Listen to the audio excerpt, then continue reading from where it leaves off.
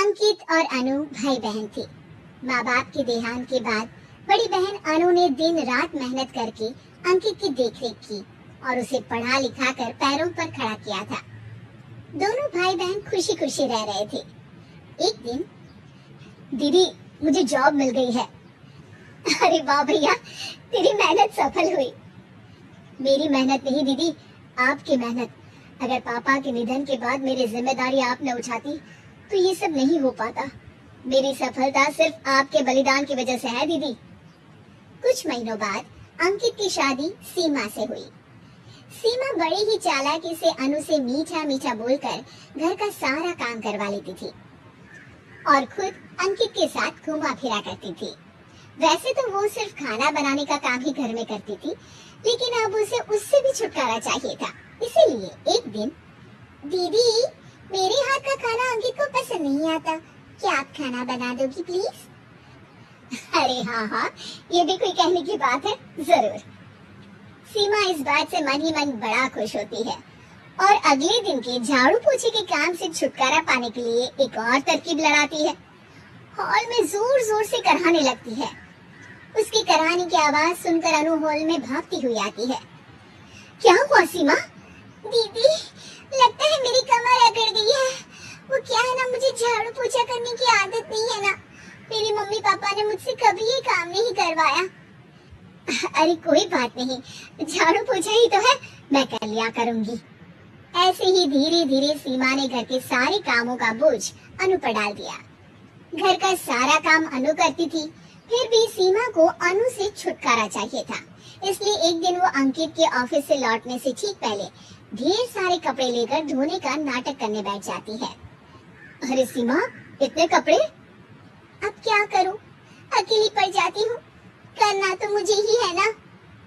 अरे दीदी से मदद ले लेती। अच्छा, ताकि सारा जमाना कहे कि भाभी बड़ी ननद से काम करवा रही है।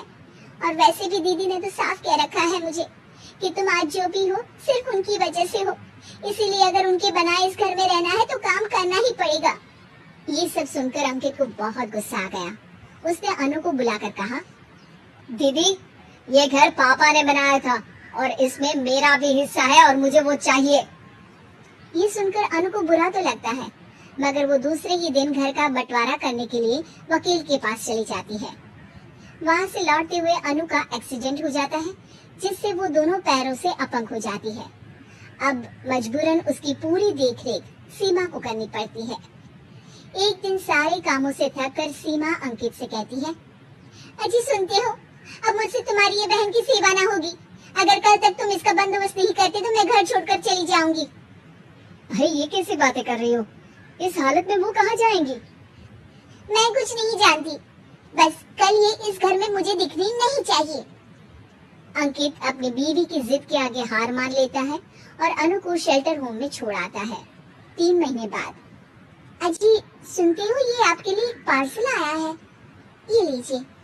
अरे इसमें तो घड़ी है और एक चिट्ठी भी है, दिखाइए तो। अरे वाह, बड़ी ही सुंदर घड़ी है, लेकिन ये आपको भेजी किसने? पता नहीं, शायद चिट्ठी में कुछ लिखा हो। आशा करती हूँ ये घड़ी तुम्हें पसंद आएगी। रक्षाबंधन की बहुत शुभकामनाएं, तुम्हारी दीदी अनु। चिट्ठी पढ़कर अंकित की आंखें भर आती है। मैं दीदी को लेने जा रहा हूँ सीमा। अरे घड़ी भेज तो दी उन्होंने, अब क्यों जाना उनके पास? देखा सीमा, दीदी हमसे दूर जाकर भी हमारे बारे में ही सोचती है और एक हम है जो उनकी सेवा से बचने के लिए उन्हें शेल्टर होम छोड़ा है। तुम्हारी बातों में आकर मुझसे ये क्या पाप हो गया? मैं जा रहा हूँ दीदी को लेने, और जब मैं वापस आऊँ तो तुम मुझे हमारे घर में मत दिखना। इतना कहकर अंकित अनु को लेने निकल जाता है। वहाँ पहुँचकर, दीदी मुझे माफ कर दो, मैं तुम्हें लेने आया हूँ। भाई आज तो राखी है, आज तो मैं मना कर भी नहीं सकती। दोनों घर पहुँचते हैं।